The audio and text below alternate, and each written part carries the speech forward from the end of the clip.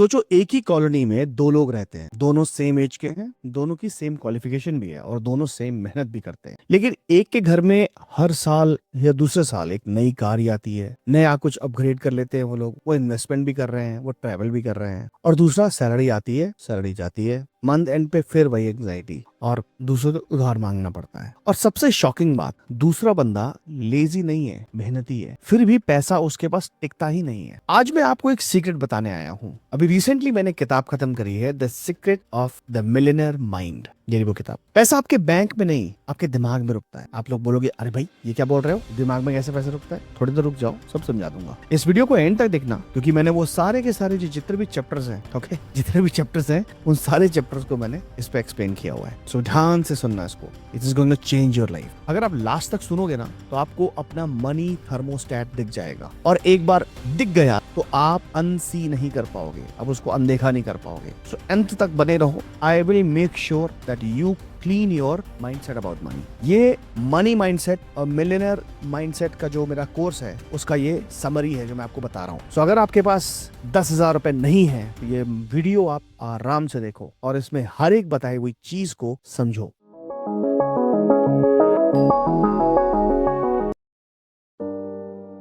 Start करें। आज की स्टोरी में दो कैरेक्टर्स हैं, एक है रोहन और एक है कुणाल। ध्यान से देखना। Rohan honest, hard working, middle class mindset के साथ आता है, जबकि कुणाल एक सेम हार्ड वर्किंग पर एक रिच माइंडसेट का ब्लूप्रिंट के साथ आता है। दोनों एक ही कंपनी में काम करते हैं। ज्वाइन किया था उन्होंने, कॉलेज भी वहीं से किया था, और उसके बाद उन्होंने ज्वाइन किया था, सेम कंपनी थी, same salary, same pressure, same boss. अब इससे ज्यादा सिमिलरिटी कहीं मिलने वाली नहीं है, ओके। लेकिन 10 साल बाद की बात करते हैं। रोहन बोलता है भाई पता नहीं यार, कितना भी मैं कमा लूं कुछ बचता ही नहीं है। कुणाल बस स्माइल करता है और बोलता है कि ब्रो, प्रॉब्लम तेरी सैलरी नहीं है, प्रॉब्लम सेटिंग्स में है। रोहन बिल्कुल शॉक्ड हो जाता है, बोलता सेटिंग्स? अरे फोन की बात कर रहे हो क्या? फोन है क्यों? कुणाल बोलता हाँ, दिमाग भी बिल्कुल फोन जैसा ही होता है, बस डिफरेंस ये है कि फोन की जो सेटिंग्स होती हैं उन्हें तुम देख सकते हो, लेकिन दिमाग की सेटिंग्स सबकॉन्शियस में छुपी होती हैं, तो तुम्हें दिखती नहीं है। इसी के साथ हम शुरू करते हैं अपना chapter 1, the money blueprint. Kunal Rohan को एक कॉफी शॉप में लेके जाता है। वो बोलता है, रोहन सच बता, बचपन में घर में मनी को लेके क्या सुना तूने? रोहन थोड़ा सा सोचता है और बोलता है कि पैसे पेड़ पे नहीं उगते, रिच लोग बहुत ज्यादा ग्रीडी होते हैं, हम अफोर्ड नहीं कर सकते,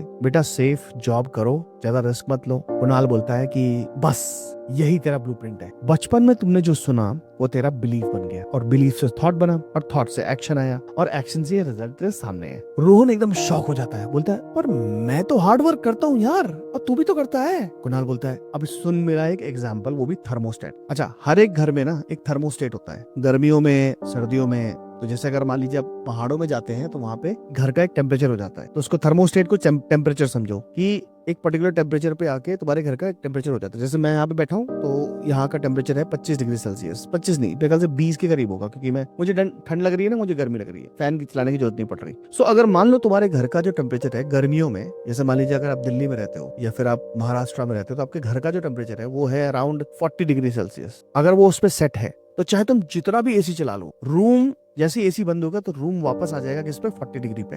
ऐसा होता है ना कि एसी चला के रात को सो गए तो ठंडा ठंडा एकदम बढ़िया लगा, और जैसी लाइट गई तो वही नींद खुल गई। क्यों? पंखा भी बंद हो गया और एसी बंद हो गया। तो ये है तुम्हारा थर्मोस्टेट, वो सेट है तुम्हारा कितने पे? 35 डिग्री पे। उसी तरीके से सेम वे में अगर तुम्हारा मनी का जो थर्मोस्टेट है अगर वो सेट है, यानी जितना बचता है उतना ही नॉर्मल है, तो तुम्हारे साथ एक प्रॉब्लम है। इसीलिए बोनस आता है तो कुछ ना कुछ खर्चे हो जाते हैं, सैलरी बढ़ती है तो तुम लाइफस्टाइल भी बढ़ा लेते हो। रोहन चुप हो जाता है यहाँ पे, उसको अपनी लाइफ के सीन्स याद आने लगते हैं। जो वो कह रहा था वो बिल्कुल टू द पॉइंट था और वो उसको समझ में भी आ रहा था। फिर कुणाल कहता है कि ब्लूप्रिंट 3 तरीके से बनता है। नंबर 1 जो तुमने सुना, नंबर 2 जो तुमने देखा, और नंबर 3 जो तुमने एक्सपीरियंस किया। रोहन उसकी बात को वही काटता और बोलता है, हाँ मैंने देखा है कि घर में बिल्स को लेके काफी टेंशन होती है, और स्कूल में तो एक बार मेरे साथ एक ऐसी एम्बैरेसमेंट हुई थी जब मैं ट्रिप के पैसे नहीं दे पाया था। पापा ने कहा इस महीने थोड़ा हाथ तंग है। सो कुणाल बोलता है बस ये जो मेमोरीज है ना, यही तेरा डेटा बन गई है, और दिमाग अब भी वही डेटा रिपीट कर रहा है। अब चलिए चलते हैं चैप्टर 2 पे, रूट्स क्रिएट फ्रूट्स। कुणाल एक प्लांट की तरफ पॉइंट करता है और बोलता है कि फ्रूट्स तुम्हारी इनकम, सेविंग्स, डेट और lifestyle.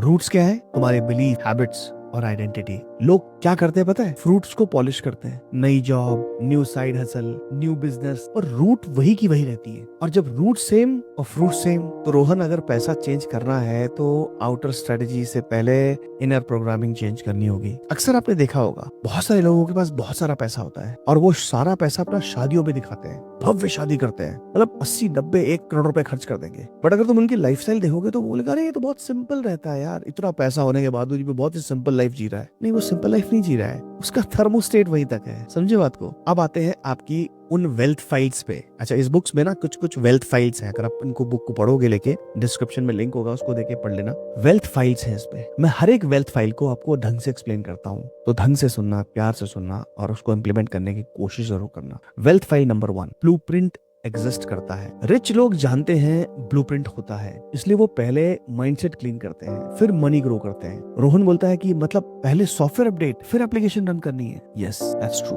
Wealth file number 2, play to win versus play not to lose. Kunal यहाँ पे कहता है कि 2 तरीके के लोग होते हैं। रोहन जैसे लोग, वो खेलते हैं हारने के लिए नहीं, यानी कि वो इसलिए नहीं खेलते क्योंकि उनको डर है कि वो हार जाएंगे, इसलिए रिस्क नहीं लेना, सेफ रहना, बस लॉस ना हो। और कुणाल जैसे लोग हैं, they play to win, calculated risk, growth, big goals. Rohan बोलता है कि मैं तो रिस्क से बहुत डरता हूँ यार, क्या करूं? तो यहाँ पे कुणाल उसको समझाता है कि तो तुम गेम जीतोगे कैसे अगर तुम रिस्क नहीं लोगे? तो यहीं पे आती है हमारी wealth file number 3, wish versus commit. Kunal बोलता है कि विश बोलता है काश मैं रिच होता, और कमिटमेंट बोलता है कि मैं रिच बनूंगा, पीरियड। यहाँ पे इन दोनों में डिफरेंस क्या है? अच्छा, विश वाले जो लोग होते हैं ना, जो बोलते हैं काश काश काश, काश मैं अमीर होता, काश मेरे पास एक गाड़ी होती, काश मेरे पास अच्छी बीवी होती, काश मेरे बच्चे होते, काश मेरे बच्चे का यहाँ हो जाता, ये सब बातें चलती है। विश वाले यानी काश जो बोलते हैं वाले 2 दिन डिसिप्लिन करते हैं, और कमिटमेंट वाले 2 साल भी कर लेते हैं। तो अगर तुम ध्यान से देखोगे कि तुम 1 तारीख को कोई रेजोल्यूशन बनाते हो, 5 तारीख तक सब भूल जाते हो, बिकॉज वो तुम्हारी विश है, वो तुम्हारा वाई क्लियर नहीं हुआ है अभी तक। इसीलिए मैं अपने मनी माइंडसेट के जो मेरा कोर्स है एडवांस वाला, उसमें मैं 21 दिन तक आपकी रीप्रोग्रामिंग करता हूँ। और जब आप 21 दिन तक रीप्रोग्राम हो जाते हो ना, तो जब आप 1 महीने के बाद पैसों के बारे में सोचना शुरू करते हो, तो आपका थॉट प्रोसेस यानी आपका सॉफ्टवेयर पूरा अपडेट हो जाता है। And that is what I do in my diamond. इसी के साथ चलते हैं वेल्थ फाइल नंबर 4 पे, यानी कि 4 का क्या मतलब है? Rich think big. अच्छा, इसमें क्या है भैया? तो चलो रोहन की भाषा में समझते हैं। रोहन का क्या गोल है? बस ईएमआई चल जाए। कुणाल का क्या गोल है? एसेट क्रिएट करना है जो ईएमआई को खत्म कर दे। एक बंदे की है small thinking is equal to survival, और दूसरे की है बड़ी थिंकिंग यानी फ्रीडम। मुझे फ्रीडम चाहिए भाई, मेरे को एसेट बनाने हैं, मुझे स्टॉक्स खरीदने हैं, उसके लिए पैसा कमाना है। स्मॉल थिंकिंग क्या है? अरे स्कूल में तो लूटा जा रहा है, अरे महंगाई बढ़ गई है, अरे ये हो गया, अरे वो हो गया, सरकार टैक्स काट रही है, हर चीज पे टैक्स हो गया है, चीजें महंगी हो गई हैं। और आसपास अगर देखते हो कि कोई दोस्त या यार, कोई आपका रिश्तेदार कोई थोड़ा कुछ दुकान खोल लेता है या फिर कुछ बिजनेस कर लेता है, तो तुम कहते हो बड़ा पैसा है भाई इनके पास, बड़ा पैसा है भाई। ऐसा थोड़ा ना लोन उठा रखा होगा कहीं से, आपको नहीं पता ये क्यों हो रहा है आपके साथ, क्योंकि आपकी स्मॉल थिंकिंग है। बिग थिंकिंग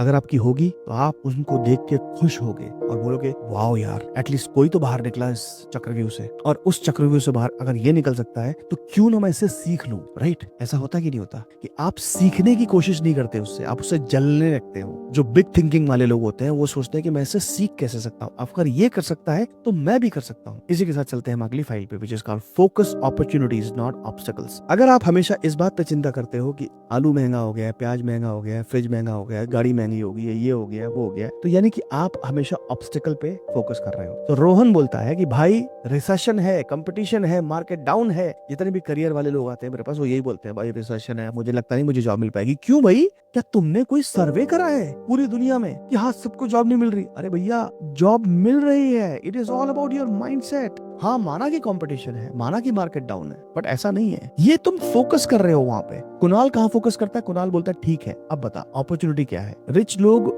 क्वेश्चन चेंज करते हैं और वो बोलते हैं how can I make this work. It's called looking at the problem, looking at the solution. Discuss the problem, problem will become bigger. आप खुद कोशिश करना, अगर आप प्रॉब्लम की तरफ देखोगे और प्रॉब्लम के बारे में डिस्कस करोगे, प्रॉब्लम बड़ी हो जाएगी। प्रॉब्लम को पेपर पे लिख दोगे, साइड में करोगे और बोलोगे let's talk about solution. Solution जब बात करने लगते हो तो सॉल्यूशन बड़ा हो जाता है। Wealth file number 6, admire rich, don't hate rich. अभी मैंने थोड़ी देर पहले आपको समझाया था, अगर तुम रिच लोगों को ग्रीडी बोलते हो तो तुम पैसे को सबकॉन्शियसली बैड बना रहे हो। आप समझो, आपका कोई रिश्तेदार है, कोई दूरा पुराना दोस्त है, 12th क्लास में तुम्हारे साथ पढ़ रहा था और अचानक से वो एक स्टार्टअप खोल देता है, बढ़िया पैसे कमा रहा है, अच्छी गाड़ी है उसके पास, और तुम एकदम से बोलते हो उसको भाई भाई ये तो बदल गया बंदा, क्योंकि तुम चाहते हो कि वो तुमसे उसी लेवल पे आके बात करे जिस लेवल पे वो 12वीं पे बात करता था। बट एक्चुअली में ऐसा नहीं होने वाला, वो नहीं बात करेगा ऐसे आपसे। तो तुम बोलते हो भाई पैसा इंसान को बदल देता है। बस वहीं पे तुमने ब्लॉक लगा दिया। तुम उस इंसान को बात तो तुम उस इंसान के बारे में कर रहे हो, बट एक्चुअली में बात तुम कर रहे हो उस पैसा के बारे में। तो तुम जिस चीज को बैड मानोगे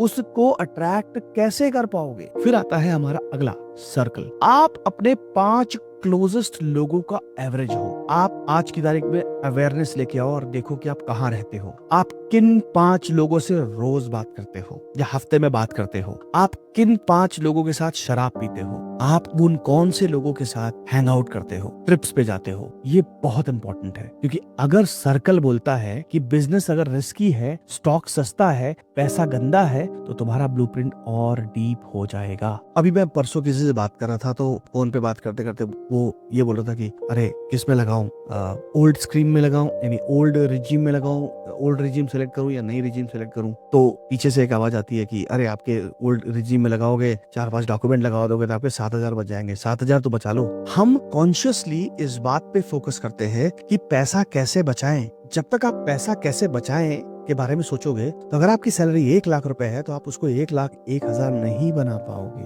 क्योंकि आपका फोकस है वो छोटा सा अमाउंट। मेरा फोकस क्या है? मेरा फोकस है बड़ा अमाउंट। मैं चाहता हूं कि मैं महीने का नहीं, साल का 40 लाख रुपए के करीब टैक्स पे करूं। मैं टैक्स पे करने से डरना नहीं चाहता। ये मेरी सोच है, ये मेरा अपनी सोच को मैंने डेवलप किया है इस बात से। मैं हमेशा रोज बोलता आई want to pay, I am paying 40 lakh rupees as an income tax. अरे कमाओ ना पैसा। फिर कुछ लोगों का सवाल पता क्या आता है? अरे यार सैलरी बढ़ा के क्या फायदा? जैसे मैं बहुत लोगों को बोलता हूँ भाई तुम्हारी सैलरी 1 लाख है, स्किल करो अपने आप को, अपस्किल करो ताकि तुम्हारी सैलरी 2 लाख हो जाए। क्या फायदा? अभी मैं 20,000 टैक्स दे रहा हूँ, फिर 60,000 टैक्स दूंगा। मतलब आप टैक्स न देने के लिए आप अपनी इनकम को बढ़ा ही नहीं रहे। आपको ये नहीं समझ में आ रहा कि अगर मान लीजिए अभी आपकी सैलरी 80,000 आती है, मान लीजिए 1 लाख रुपए सैलरी आती है, 20,000 टैक्स कटता है, 80,000 आपके पास आती है। अगर आप उसको 2 लाख कर लोगे तो 40,000 टैक्स कटेगा, तो 1,60,000 तो आएगा। कितना बढ़ गया? 80 + 80, आपके पास डबल इनकम आ गई। आप उस 80 को इन्वेस्ट कर सकते हो, उससे आप घर खरीद सकते हो, उसकी EMI दे सकते हो। आप सोचो तो सही।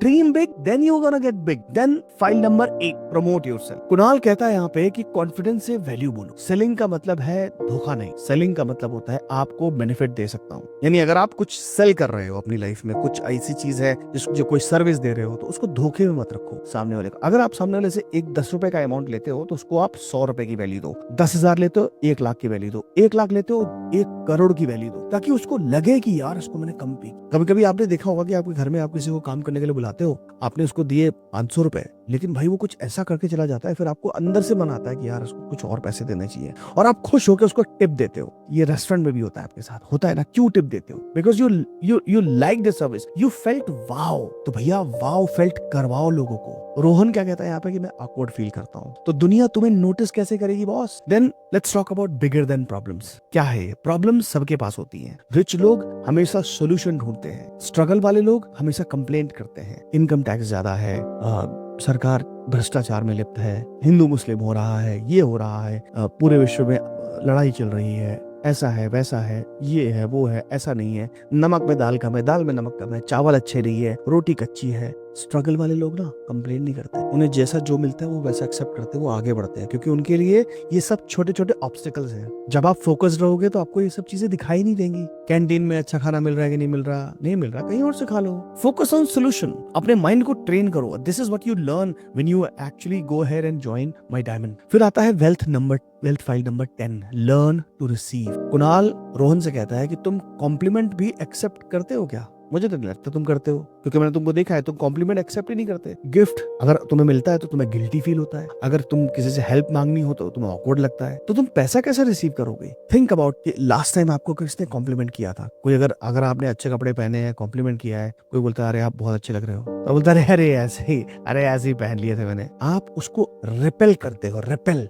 आप ये एक्सेप्ट नहीं करते कि हाँ यू आर लुकिंग गुड। आपको कोई गिफ्ट देता है, बोलते अरे इतना महंगा गिफ्ट नहीं ले सकता मैं। क्यों? क्योंकि आपके मन में ना, आपके मन में ये है कि इतना महंगा गिफ्ट अगर मैं लूंगा तो मुझे इतना महंगा गिफ्ट देना पड़ेगा। होता कि नहीं होता? और अगर आपको किसी से मदद मांगनी हो तो आपको लगता है कि यार मैं हेल्प क्यों मांग रहा हूँ। Rich people don't think like that, they accept all the compliments. मुझे कोई कॉम्प्लीमेंट मिलता है, बोलता है यार थैंक यू सो मच। लोग अक्सर मुझे कहते हैं यार तुम बहुत अच्छा बोलते हो, बोलता है yes I know thank you, I know this fact. लोग बोलते हैं यार तुमने बहुत अच्छा परफॉर्म किया, थैंक यू सो मच। मैं कभी नहीं बोलता अरे नहीं नहीं इतना कहाँ, ऐसे हमें आदत ही नहीं है। और अगर किसी से मदद मांगनी हो, मैं अगर एयरपोर्ट पे भी होता हूँ ना तो मैं किसी से भी मदद मांग लेता हूँ। Hey can you hold this bag for me for 2 seconds, is it okay if you can hold this bag, ऐसे। और कॉन्वर्सेशन में ऐसे स्टार्ट कर लेता हूँ। मैं प्लेन में जब भी बैठता हूँ ना, मेरे बगल वाले से हमेशा बात करते हुए जाता हूँ। I never watch my phone, I never do anything. So अगर आपके अंदर ये आदतें हैं तो आप पैसा रिसीव करोगे, नहीं तो पैसा कैसे आएगा? तुम तो हर चीज, तुम तो थैंक यू भी रिसीव नहीं कर रहे यार। फिर आती है वेल्थ फाइल नंबर 11, बहुत इंपॉर्टेंट है। Result is equal to greater than time. Time के बदले पैसा लिमिटेड है, रिजल्ट्स के बदले पैसा अनलिमिटेड है। इसलिए लोग